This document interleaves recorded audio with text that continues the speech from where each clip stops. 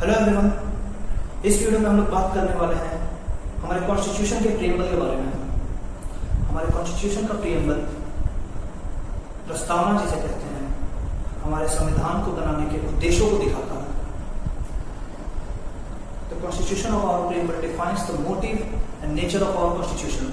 हमारे कॉन्स्टिट्यूशन का नेचर कैसा है और उसको बनाने का मेन उद्देश्य क्या है। इसमें कुछ कीवर्ड्स हैं जिसे मैंने बोल्ड लेटर में लिखा था और इटैलिक भी कर रखा है। आप देखेंगे we the people of India having solemnly resolved to constitute ourselves into sovereign socialist secular democratic republic. ये कुछ कीवर्ड्स यहाँ पे आए। फिर आता है to secure all its citizen justice. अब जस्टिस के आगे मैंने लिखा है social, economical and political. Then आता है लिबर्टी। लिबर्टी किस चीज की है? Thought, expression, belief, faith and worship. And then आता है equality of status and opportunity and to promote among them all fraternity. Fraternity क्यों? Assuring the dignity of individual and unity and integrity of the nation। बस यहाँ तक दर्शाया गया है कि हम क्या करना चाहते हैं, हमारा उद्देश्य क्या है इस संविधान को बनाने का। इसके आगे ये बोलते हैं कि our Constituent Assembly on 26th day of November 1949 do hereby adopt, enact and give ourselves this constitution। तो एक बात होता है we the people of India, हम भारत के लोगों ने ये कॉन्स्टिट्यूशन खुद को गिफ्ट दिया है बना के। पहली बार ऐसा कुछ हुआ, हम भारत के लोगों ने कुछ खुद के लिए बनाया। नहीं तो इसके पहले अंग्रेज हमारे लिए कानून बना के जाते थे और हम उस कानून का पालन करते थे। हमारे कॉन्स्टिट्यूशन को बनाने में 2 साल 2 years 11 months एंड 18 days लगे थे। 2 साल 11 महीने और 18 दिन के बाद हमारा कॉन्स्टिट्यूशन बनकर तैयार हुआ था। हमारे कॉन्स्टिट्यूशन असेंबली के प्रेसिडेंट थे doctor Rajendra Prasad and drafting committee के चेयरमैन थे अंबेडकर साहब। जैसा कि हमने देखा, पहला कीवर्ड हमारा है we the people of India. हम भारत के लोगों ने, we are the main motive behind the constitution. हम मोटिव थे इस संविधान को बनाने के लिए क्योंकि ये संविधान हमने बनाया है और हमारे लिए बनाया है। तो पहला कीवर्ड बताता है we the people of India, ये संविधान हमने बनाया है और हमारे लिए बनाया है। उसका जो दूसरा कीवर्ड आता है sovereign. We are sovereign, socialist, secular, democratic republic. तो what is sovereign? Any idea? Sovereign क्या होता है? सोवेरियन का अर्थात होता है हमें संप्रभुता प्राप्त है। हम भारत के लोगों ने जो संविधान अपने आप को दिया है, हमें इसका अधिकार प्राप्त है कि हम अपने लिए किसी कानून का निर्धारण करें। हम खुद का डिसीजन खुद से लें, अपने लिए कोई कानून बनाए, कोई संशोधन करें, पर हम खुद करेंगे। We are independent in making all decisions. तो ये उस नेचर को बताता है सोवेरियन वर्ड यहाँ पर। और उसके अगला जो 2 वर्ड आते हैं, उसके 2 वर्ड आते हैं 3 और 4, जो कि है सोशलिस्ट एंड सेक्युलर। सोशलिस्ट का अर्थ, ये सोशलिस्ट बहुत ही कॉमनली यूज्ड वर्ड्स हैं जो हम लोग सुनते रहते हैं, और सेक्युलर भी आए दिन। तो इन शब्दों के बारे में आगे जानते हैं। वी आर सोशलिस्ट, हम समाजवादी हैं, हमारा संविधान समाजवादी है। इसका अर्थ यह है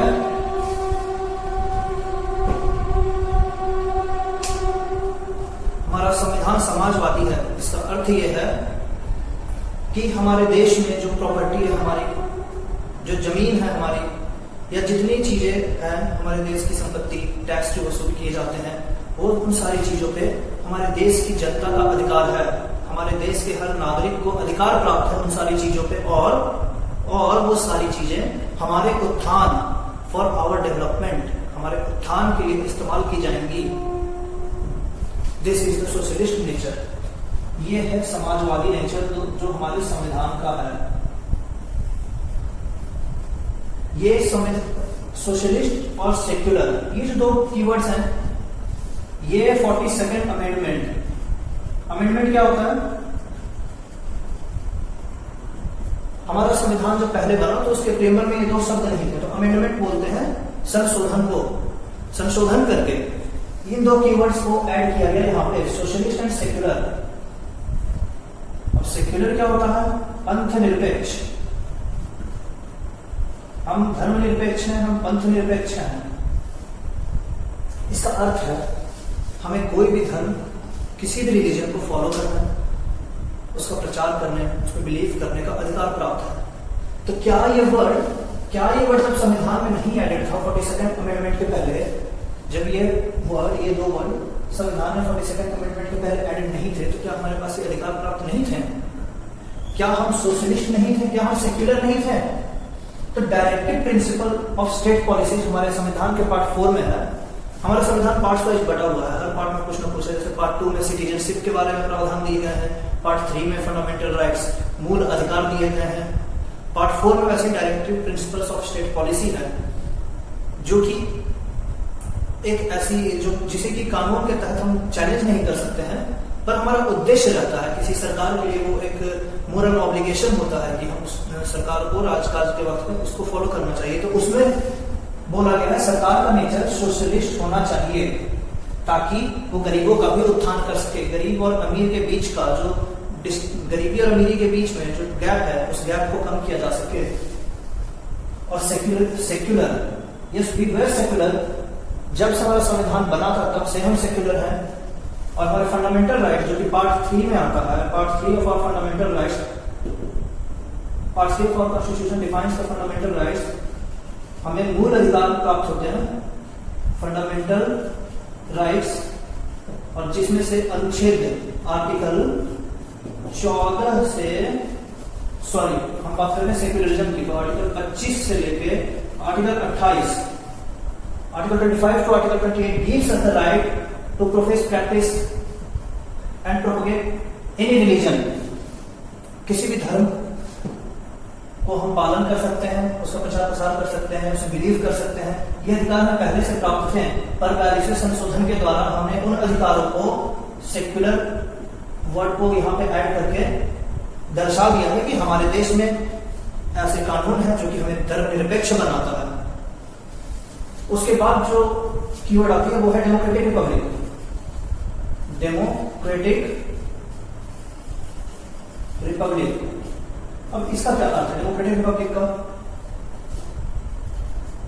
प्रजातांत्रिक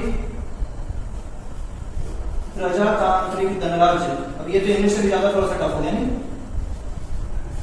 तो ये जो प्रजातांत्रिक गणराज्य है, इसका अर्थ होता है हम लोगों का प्रजातंत्र है, डेमोक्रेटिक। प्रजा मतलब द कॉमन पीपल।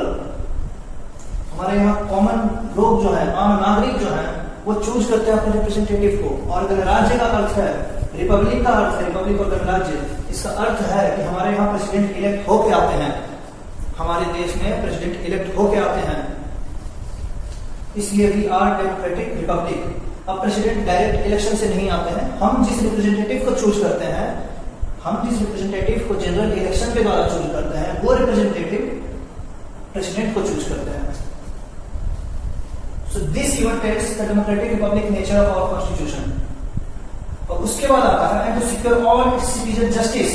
अब किस तरह के जस्टिस की बात हो रही है? Social, economical and political justice. तो 6 में जो अगला कीवर्ड है वो है justice, and we are talking about social justice, economical justice and political justice. अब भाई ये क्या है? Social justice, economical justice and political justice. Social justice कहता है, सोशल जस्टिस का अर्थ है हमारे सोसाइटी में किसी के साथ भेदभाव ना हो, हमारे सोसाइटी में कोई भी जाति के आधार पे, धर्म के आधार पे, किसी के जेंडर के आधार पे, किसी के जन्म स्थान के आधार पे किसी तरह का भेदभाव ना हो। This is the social justice. Economical justice क्या है? हम सबको, गरीबों को उनका अधिकार मिले, कोई मूलभूत आवश्यकताओं से, जो हमारे जीने के लिए जरूरी आवश्यकताएं हैं, उनसे तो वंचित ना रहे। उसके बाद इकोनॉमिकल जस्टिस ये भी कहता है कि सबको चीजों की सही कीमत मिले, हर काम। जैसे इकोनॉमिकल जस्टिस का मैं आपको एग्जांपल एक देता हूँ। इकोनॉमिकली बैकवर्ड या इकोनॉमिकली वीकर सेक्शन जो है, उन लोगों के लिए अभी लाया गया एक रिजर्वेशन लाया गया इकोनॉमिकली वीकर सेक्शन के लिए। वो इकोनॉमिकली पीछे थे, तो उन्हें अधिकार है हमारे साथ आने का, क्योंकि वो बराबर नहीं थे। We are promoting equality. Reservation भी जिस बेसिस पे लाया गया है, अभी तक अगर हम देखें सोशली क्या हुआ था, 1979 में मंडल कमीशन का गठन हुआ था। मंडल कमीशन 1980 में इन्होंने अपना रिपोर्ट दिया था। अब उस रिपोर्ट के आधार पे 3700 कुछ ऐसे कास्ट थे, 3700 some caste, I don't remember the exact figure. Socially and educationally backward थे। तो 1980 से ओबीसी के लिए रिजर्वेशन का प्रावधान आया, क्योंकि ये लोग सोशली एंड एजुकेशनली बैकवर्ड हैं। और पुराने टाइम पे जो डिस्क्रिमिनेटरी पॉलिसीज होती थी हमारे देश के लोगों के, कोई सरकार ये पॉलिसी नहीं बनाती थी, हमारे देश के आम लोगों ने पॉलिसी बनाई थी और हम लोग फॉलो करते थे, जिसके तहत कई सारे ऐसी जाति या जनजातियों को उनका अधिकार प्राप्त नहीं होता था और वो इकोनॉमिकली एंड सोशली काफी बैकवर्ड थे। तो रिजर्वेशन देके हमने इक्वालिटी स्टैब्लिश करने की हम कोशिश कर रहे हैं, उनको उनके वो अधिकार प्राप्त हो जाए। दिस जस्टिस, हम उन्हें सोशल एंड इकोनॉमिक जस्टिस देना चाहते हैं। No political justice. Political justice means Bharat के हर नागरिक को ये अधिकार प्राप्त है, भारत के हर नागरिक को ये अधिकार प्राप्त है कि वो इलेक्शन में पार्टिसिपेट कर सके। इफ ही और she wants to represent a community, state, district या पंचायत इलेक्शन में जाना चाहते हैं, उनको ये अधिकार प्राप्त है कि दिए गए प्रावधानों को फॉलो करके वो इलेक्शन में पार्टिसिपेट कर सकते हैं। So we have completed justice. अब अगला कीवर्ड आता है liberty of thought expression, faith and worship. Liberty of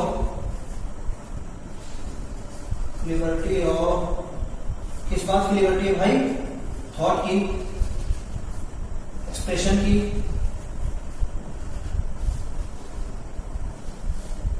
belief की एंड फेथ की लिबर्टी हमें प्राप्त है।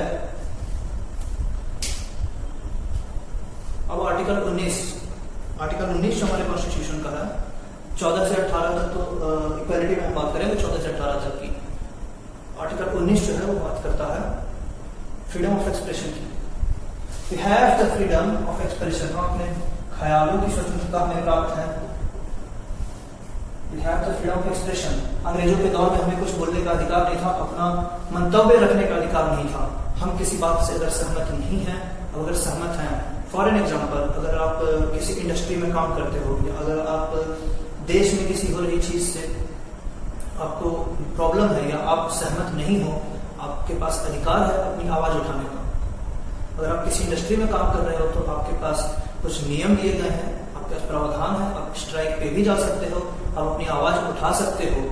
आपके पास ये अधिकार है क्योंकि आप गुलाम नहीं हैं, हम और आप स्वतंत्र हैं, हम स्वतंत्र भारत में रहते हैं। That's why we have the liberty of thought, expression, belief and faith.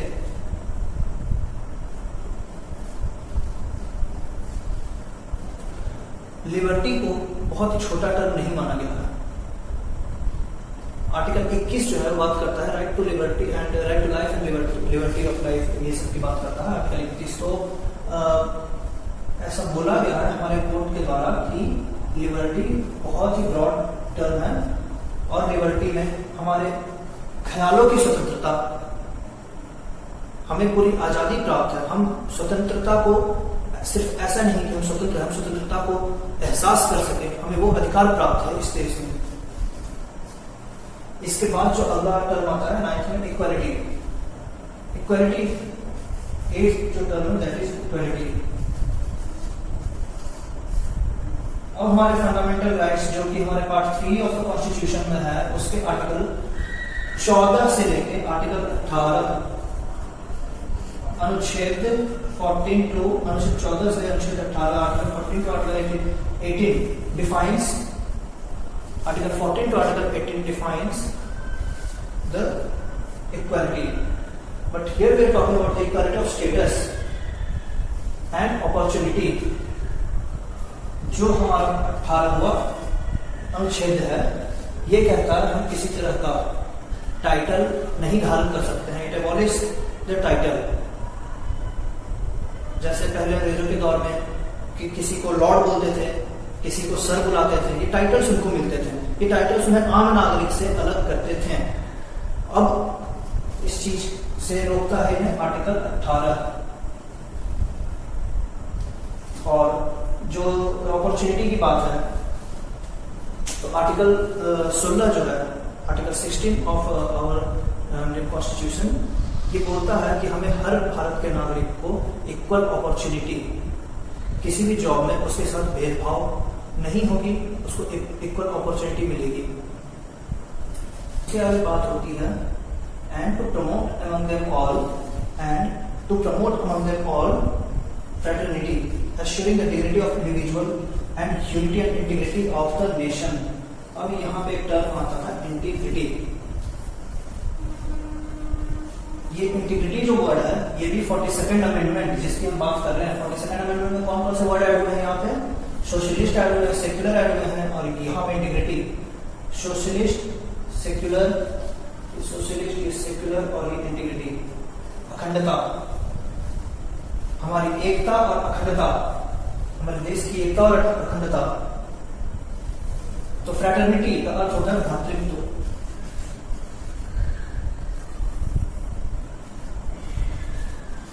Fraternity, भ्रातृत्व. तो ये हमारे देश के नागरिकों के बीच में भाईचारा एश्योर करता है कि सबकी डिग्निटी, सबके सम्मान की, आत्मसम्मान की रक्षा हो सके और हमारे देश की एकता और अखंडता. यहाँ पे फ्रैटर्निटी शब्द के मीनिंग को और ब्रॉड करता है इंटीग्रिटी शब्द, जिसको कि ऐड किया गया, अखंडता.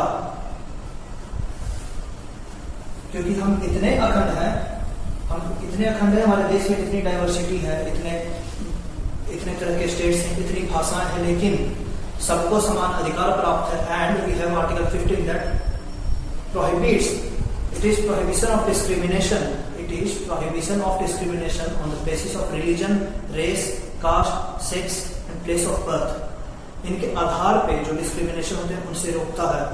तो ये फ्रैटर्निटी वर्ड को एक ब्रॉड मीनिंग प्रोवाइड करता है, इंटीग्रिटी वर्ड को यहाँ पे लाना. और उसके बाद हम कहते हैं in our constituent assembly this 26th day of November 1949, 26 नवंबर 1949 को वो दिन था जब हमने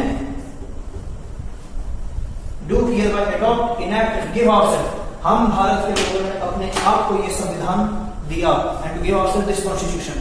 और इस तरह से हम लोग अपने संविधान के मूल ढांचे को,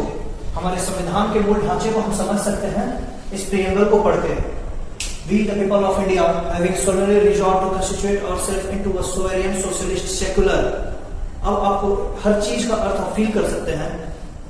To sovereign socialist secular democratic republic and to secure all its citizen. हम लोग क्या सिक्योर करने की बात करते हैं? जस्टिस.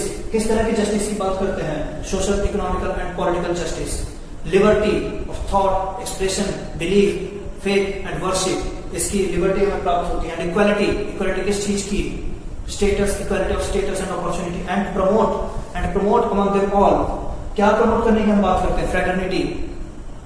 फ्रैटर्निटी प्रमोट करने से क्या होगा? Assuring, it assures the dignity of individual. किसकी डिग्निटी? हर इंडिविजुअल की डिग्निटी.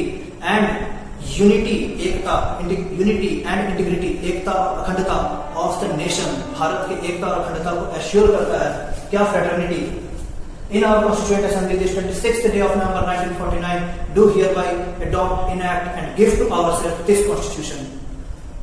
तो इस तरह से हमने प्रेमर को अच्छी तरह से समझ लिया है. अब हम अगर कॉन्स्टिट्यूशन पढ़ते भी हैं तो हमें ज्यादा तकलीफों का सामना नहीं करना पड़ेगा. हम जानते हैं, हमारे मन में हर कुछ हमें पता है कि संविधान क्या कहता है. हमें उसका बेसिक स्ट्रक्चर, ढांचे की पूरी जानकारी है. आगे अगर आप लेक्चर मेरे से और भी किसी चीज का लेक्चर या किसी चीज पे आधारित वीडियो जानना चाहते हैं, जैसे हिस्ट्री या कोई पर्टिकुलर टॉपिक, अगर मुझे उस बारे में जानकारी होगी मैं जरूर उसकी वीडियो बना के आप लोगों से शेयर करूंगा. तो कृपया कमेंट बॉक्स में मुझे जरूर रिव्यूज दें कि आपको ये वीडियो कैसा लगा और आगे आप मेरे से किस चीज के बारे में वीडियो, किस चीज की जानकारी चाहते हैं. और सब्सक्राइब जरूर कर लें सो दैट आगे आपको कोई भी वीडियो मैं अपलोड करूं तो इजीली वो आपको मिल सके. Okay, thank you.